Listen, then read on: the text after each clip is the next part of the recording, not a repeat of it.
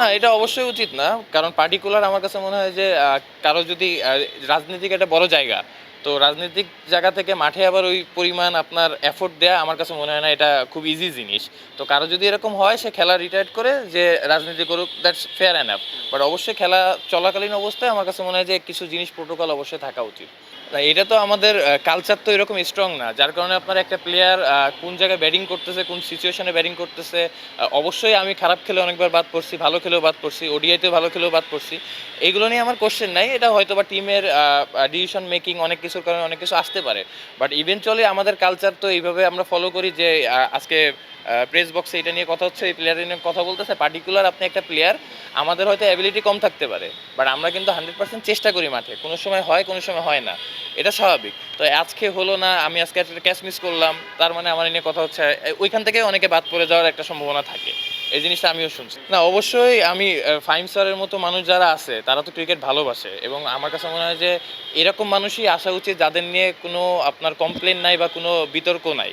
তো অবশ্যই আমার কাছে মনে হয় যে এরকম ভালো মানুষরা আসবে। ইভেনচুয়ালি আমি যেটা বলছি, এখন বোর্ডেও অনেক ভালো মানুষ আছে যারা হয়তো তাদের কাজ করার সুযোগ পায় নাই বা ওই সুযোগটা মানে এত মানুষের ভিড়ে হয়তো ওই 4-5 জন মানুষের ভালো কাজের কোনো ভ্যালু গড়ে ওঠে নাই। বাট অবশ্যই তারাও হয়তো এরকম সুযোগ পেলে ভালো কাজ করবে এবং যেটা আমি খুব ভালো করে বলতে চাই যে ক্রিকেটার এই জিনিসটা যাতে আমরা স্পোর্টস বলেন বা ক্রিকেট বলেন, আমরা যাতে বিজনেস হিসাবে কেউ না আসি, কোনো সংগঠক এইভাবে না আসে যে এটা আমাদের বিজনেস।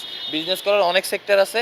স্পোর্ট জগৎটা হচ্ছে বিজনেস না। এখন দেখবেন ম্যাক্সিমাম যদি আমি এখানকার কথা না বলি, আমাদের নিচেও যারা আছে ডিভিশন বলেন, ডিস্ট্রিক্ট বলেন, সবাই এই যে ইলেকশন করে এইটা হয়। রাজনীতি নিয়ে আমি এত কথা বলতেছি না, সব রাজনৈতিক মানুষরা এই জায়গায় আসতেছে। তো তাদের এখানে থাকার জন্য না। দেখেন, আমি আসলে প্রথম যখন একটা স্ট্যাটাস দিছিলাম আমি 16 তারিখে, 16 জুলাই। বাট আমার কাছে মনে হয় যে ওই সময় এত কিছু আমি খুব বেশি কিছু জানতাম না। বাট আমার কাছে মনে হয়েছে যেভাবে যে জিনিসটা যেদিকে যাচ্ছে, আমাদের কিছু ভাই বোনেরা মারা যাচ্ছে, এটা একটা হতে পারে না এইভাবে। আর আলটিমেটলি আমার কাছে মনে হয় যে আমার কিছু দায়বদ্ধতা আছে। আমি এমন টাইপের মানে আমার কাছে মনে হয় যে আমি যদি কথা না বলতে পারতাম এই সিচুয়েশনে, আমার নিজের কাছে খুব খারাপ লাগতো। হয়তো জানি না কোনো কিছুই করতে পারছি। স্টুডেন্টদের অনেক অনেক ধন্যবাদ, তারা এই জায়গাটায় আমাদের নিয়ে আসছে এবং তাদের যে সাহস এটা আমাদের ইন্সপায়ার করবে। বাট আমার কাছে মনে হয় যে আমার জায়গা থেকে কিছুটা করার চেষ্টা করেছি এবং যা কিছু মানে থাকার চেষ্টা করেছি এবং কথা বলার যতটুকু দরকার ছিল হয়তো আরও বেশি করতে পারতাম, ওইভাবে পারি নাই। বাট আমার কাছে মনে হয় যে আমি ইভেন অস্ট্রেলিয়া থেকে আসার পরেও 3-4-2 দিন আমি যেহেতু বসুন্ধরায় থাকি, আমি যমুনার সামনে ছিলাম। ওইখানে যে জিনিসটা দেখলাম যে এখানে প্রাইভেট ইউনিভার্সিটির স্টুডেন্টগুলো রয়েছে যারা ফিনান্সিয়ালি বলেন বা যাদের জিনিসগুলো অনেক বেশি ডেভেলপ। আমি অবাক হয়েছি যে এই স্টুডেন্টরা যখন মাঠে এইভাবে আসছে এবং ওভারঅল বসুন্ধরা আমি ছিলাম, ওই জিনিসটা জানি যে মানুষেরাও যেভাবে আসছে সবাই আসলে একটা জায়গায় ছিল যে জায়গা থেকে বেরোনোর চেষ্টা করতেছিল।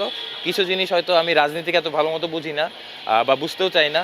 বাট আমার কাছে মনে হয় যে কিছু জায়গা থেকে স্বাধীনভাবে কথা বলার যে অপশানগুলো ছিল মানুষ সেই জিনিসটা পেয়েছে এবং স্টুডেন্টরা যে জিনিসটা করছে এটা আমার কাছে মনে হয় যে আমাদের সবার জন্য ইন্সপায়ার হওয়ার জায়গা এবং এই জিনিসটা হয়তো আমরা অনেকেই করতে পারতাম না যার জায়গা থেকে স্টুডেন্টরা আমাদের দেখাই দিয়েছে যে কীভাবে করতে হবে।